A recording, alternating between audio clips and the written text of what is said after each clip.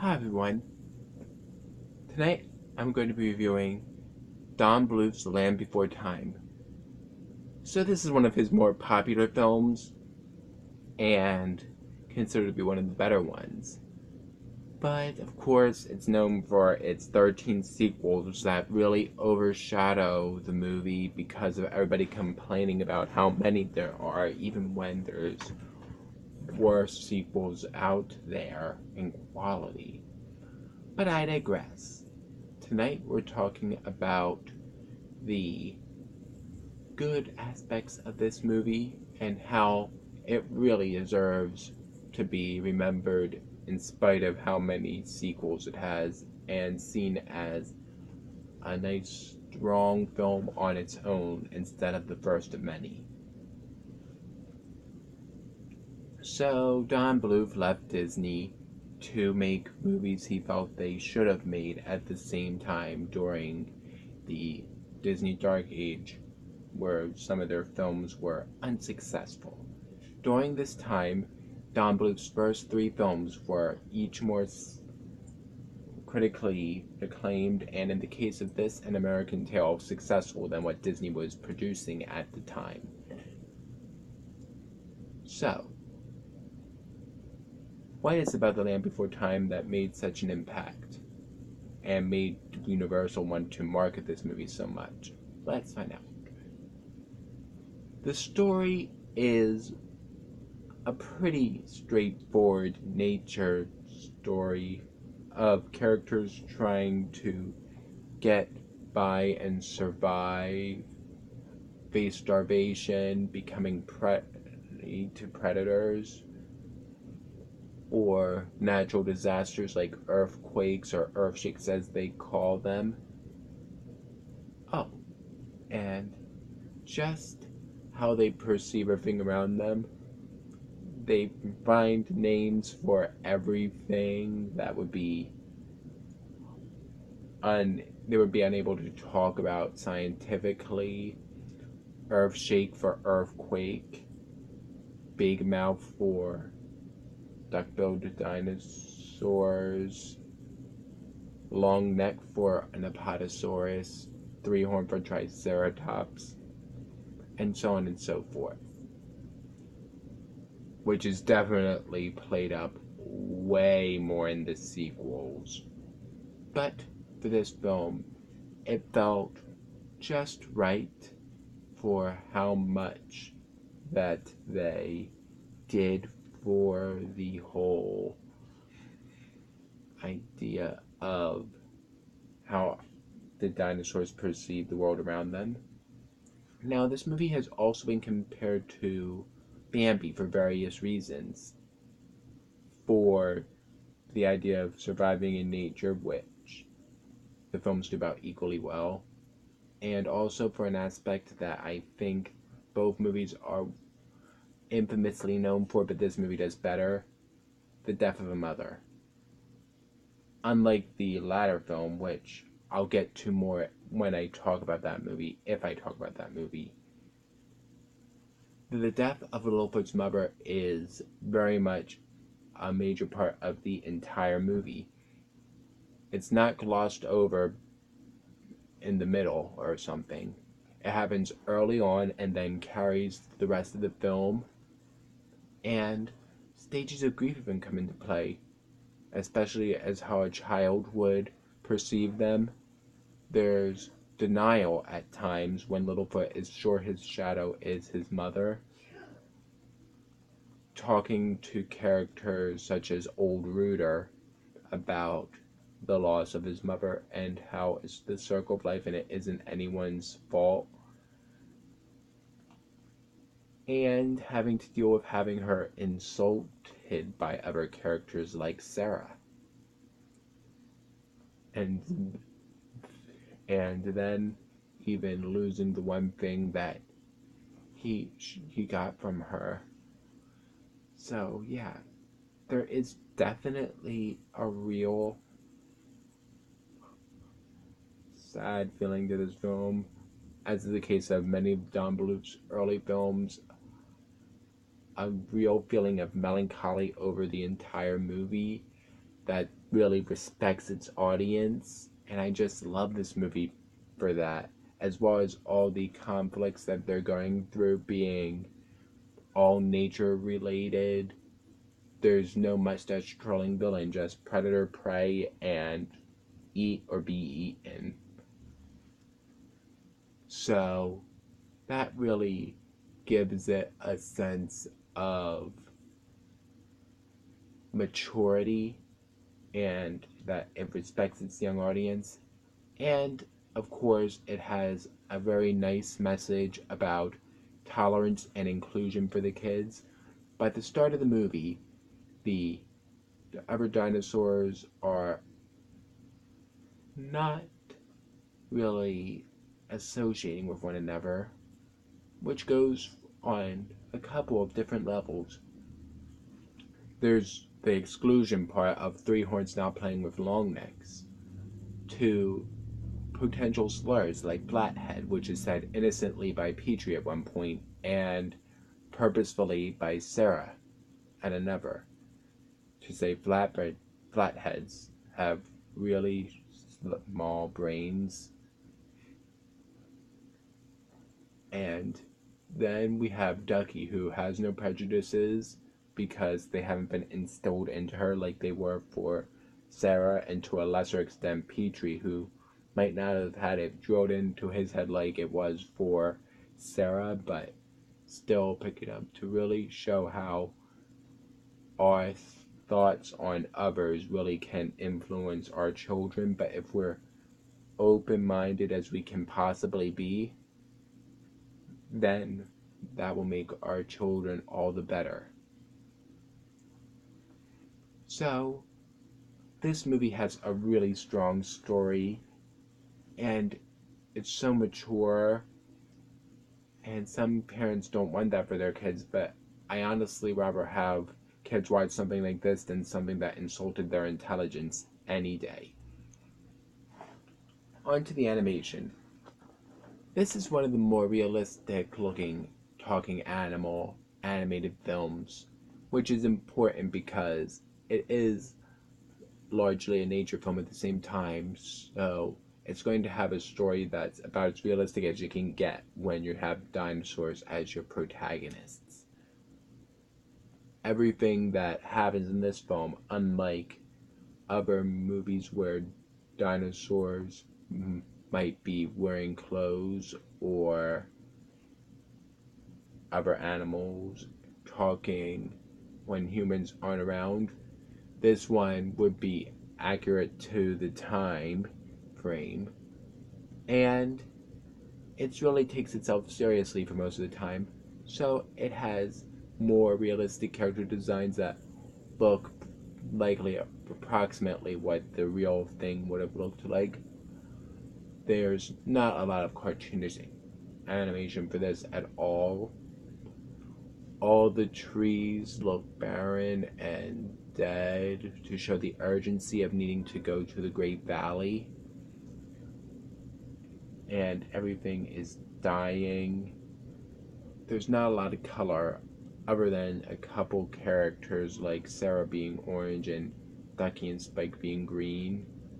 But not even those are really bright hues, unlike they are in the sequels. Really, the main source of color for the movie up until the Great Valley comes is the tree star, which is supposed to be a sign of hope, and they'll give Littlefoot his strength by eating them. And when Littlefoot finally arrives in the Great Valley with his friends, everything looks so beautiful and gorgeous, and it makes it even more fulfilling to see them go through with it. So the animation here really works well. The characters are hard to say a lot on because this is the first of 14 movies, and even though I like to put each movie in its own category, particularly for first films, it's hard after a long series not to put certain traits into characters after the first movie as well, excluding Disney sequels that ruined characters. But anyway, the problem here with the characters isn't anything that's bad about them. It's we don't see a lot of them because the movie is 69 minutes. 7 minutes of those are credits, and there's like 2 minutes of opening, and then Ducky is introduced in maybe 20 to 30 minutes in, and she's only the third friend. So then Petrie and Spike get even less time to be introduced. Spike's not even in half the movie because of when he actually hatches. So, other than Littlefoot and to a lesser extent Sarah, we don't get to really know them that well. But they still work for what they're trying to do with the film, and that is to bring sympathy. These are supposed to be very vulnerable characters in a very extreme circumstance, and yeah, that's exactly what we're getting. Now let's start with Littlefoot. He's the voice of reason and leader throughout all the movies, including this one.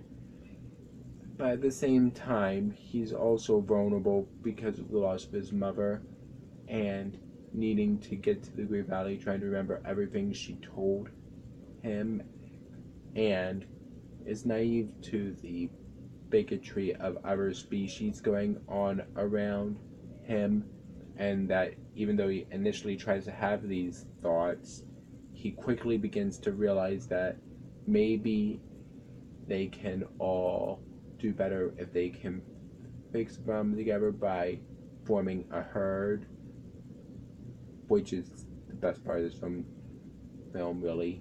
The message of inclusion is really what carries this movie, and is one that's really needed today. I know I already said it, but I can't say it enough. This movie really does have that feeling to it, and Littlefoot really encompasses that with how important it is to remain together. And Sarah has prejudices mostly towards longnecks that she has picked up from her father. She's not really a bad girl exactly. She's just copying what she sees like any kid does. When they look up to their parents, they just copy it thinking that that's the way to do it, which sadly isn't the case for this. And she is overly proud, but at the same time, she is afraid and timid, and she has a tendency to rush into things, to be ungrateful in some points, particularly when she insults Littlefoot's mother after having her state her life. And yeah, there's a lot of times when she is a real brat, but when we see more of her pride and have her join the group at the end of the film, one last time for the final showdown, then we really feel all the better when she's an official member of the Friends and a true friend to them all. Ducky is just so impossible not to love. She's so sweet and friendly, and is the one that pretty much quickly warmed up to everyone the quickest, including Sarah. And she's just so cute, and yes, I'm going to get into it. But I want to talk about the movie first. Petrie is a goofy character that can't really lie, and he does portray the comedic role pretty well, and most of the great funny lines are from him. I smell Ducky. Boy. And he had the biggest personality change from the sequels too, with his grammar getting steadily worse, as well as a total personality change in making him become totally different than he was for this film. And then there's Spike, who's remained his own self from the beginning, middle, and end of everything. He's big, kind of goofy, and loves to eat. That sums him up.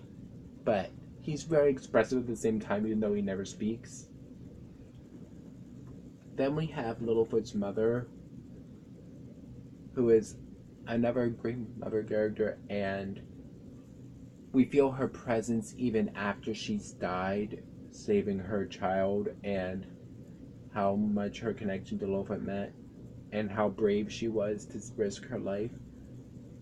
And yeah, that scene still gets me choked up, even after the movie I reviewed that I'm not going to mention. Now, on to our antagonist, Sharptooth. Now, I'm going to leave the novelization out of this because I'm aware that there's a different persona of Sharptooth in that. But I'm going with this movie version because it's what's final, really, and what actually did make it into the movie instead of basically the ideas that they had in book form. Sharptooth isn't a typical villain. He's eating to live, and some people say he's trying to avenge the loss of his eyesight by killing them all.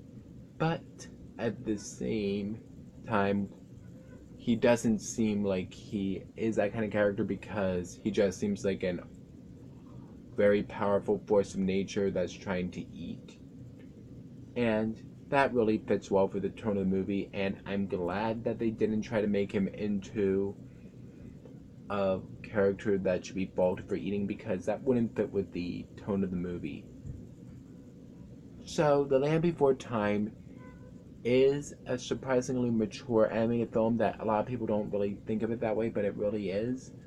The animation, story, and characters all work well to show the harsh realities of nature while also the beauties of it at the same time. And that's why it deserves its place as one of Don Bluth's best films. Now, I'm going to go into something, and it's not going to be pleasant at all. I have to address an elephant in the room, and I strongly suggest anybody that's emotionally sensitive click away before I count to 5. 1, 2, 3, 4, 5. I sure hope that all of you that are still listening are prepared for this, but it's time to talk about Judith Barzey, the voice actress for Ducky. Even beginning this is so hard. Judith Barzey played Ducky as well as Anne-Marie in All Dogs Go to Heaven.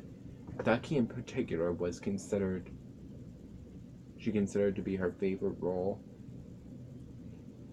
The sweet little angel was killed after the release of this film and before All Dogs Go to Heaven was released in theaters, and she was only 10 years old. What made it worse was that it was her own father who killed her mother as well as himself, and I believe set their house on fire. Can't be sure on that part, but yeah. I heard about this years ago, shortly after I started using the internet, but every time it's mentioned, it's still so much harder to deal with and listen to the story. It's just so heartbreaking that anyone could do that to a child, let alone their own. And she will be missed. She's been missed for 30 years, and we all wish her well. I hope that she likes all that's happened with her character since then. I've heard two sides to the whole thing. Many people find that so many sequels are disrespectful to her memory, but others say she might have wanted her favorite character to last on. So that's another aspect to it, another side to it. Either way, she'll be missed very dearly, and as she has been for all these years. I can't even begin to put into words all that happened to her.